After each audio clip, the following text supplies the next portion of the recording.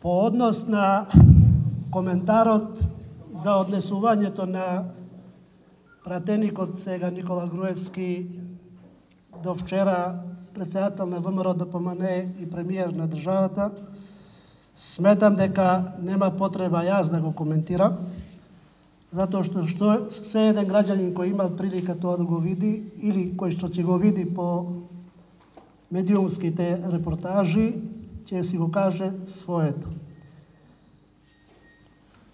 Од дета кога си ја примил должност на председател на собрание, бев свесен со сите предизвици пред кои треба да се најдам вршејќи ја оваа функција. Повеќе пати сум кажал и повторувам.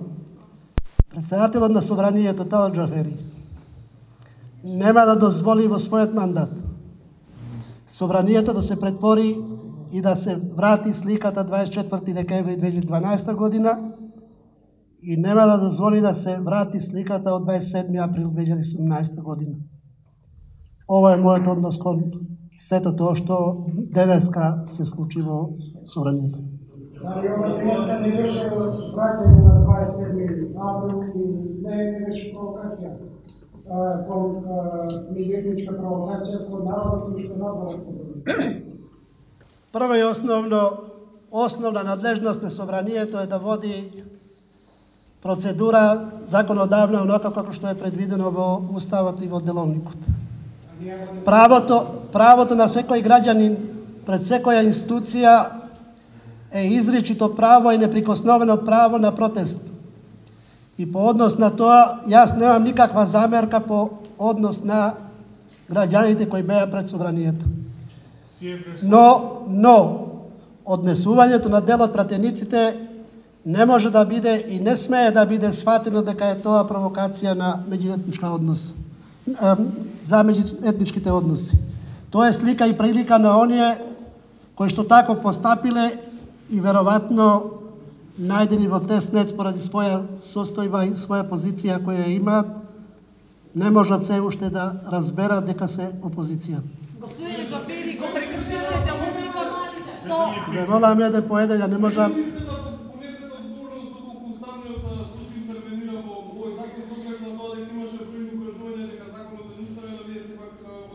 Почитуван новинар,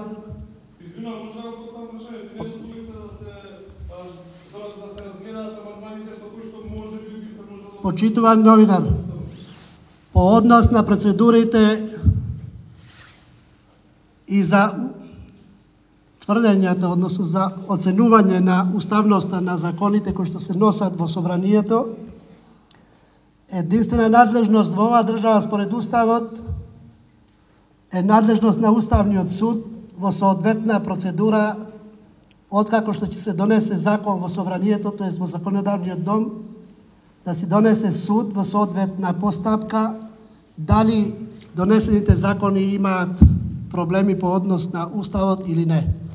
Таа надлежност не му припаѓа на никој, а понајмалку му припаѓа на собранието од фактот што во законодавна постапка собранието е единствено надлежно тело во собранието за да цени усогласеност на проект закон, односно предлог закон со Уставот, е законодавна правна комисија, која што во редовна постапка врз основа на член 141 став 2 од Деловникот го има разгледано законот предлог, уште кога бил во предлог закон во прво читање, и има утврдено со извештај до пленумот, односно до собранието, дека законот има потреба да се донесе и законот е усогласен со Уставот. Никоја друга институција не може да цени уставност на донесен закон во законодавна постапка во собранието, оти, како што кажав, тоа е изрична надлежност на Уставниот суд.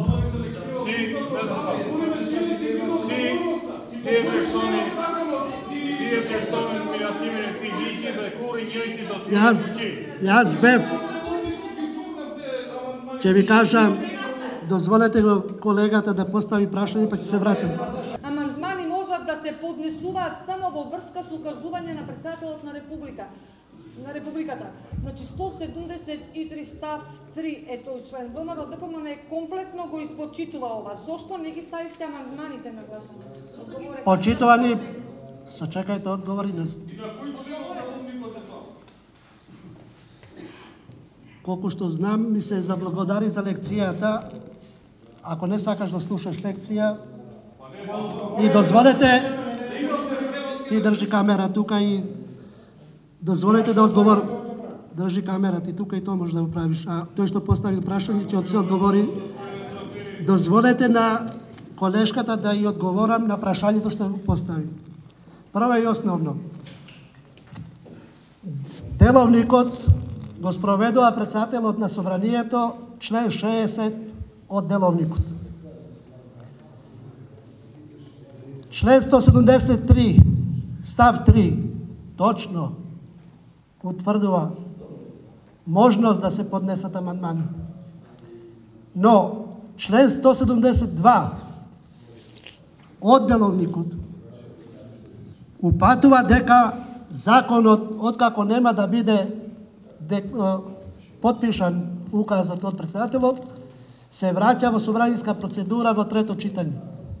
Член 164 став 2 од деловникот децидно зборува за фактот дека во трето читање амандмани може да се постават и да се достават само по делови кои што во второ читање биле изменети или дополнети со амандмани. Имајќи предвид дека законот во второ читање не претрпи никаква измена и председателот на собранието се упушти да се спроведе член 164 став 2. Доктор Джафери, може ли се извинувам? Може ли? Ало. Може ли дечки? Прво и основно, може ли ја никого не лажем овде и не е колегијално оној што поставува прашање и да тврди дека ја никого лажем. Од гласањето, пошто се направи неред околу инструментите со фрлањето вода од страна на пратеникот Никола Груевски, при првото гласање законот доби 64 гласа, што се доволни по однос на одредбите од член 75 од Уставот, кој што санкционира дека при повторното гласање за законот мора да има мнозинство гласови од вкупниот број пратеници, што значи од 120 пратеници законот доби 64 гласа. По гласање на припадниците на немнозинските заедници не можеше да се изврши електронско гласање од причина што, како кажав, пратеникот Никола Груевски фрли вода по системот електронски за гласање и не можеше да се активира системот.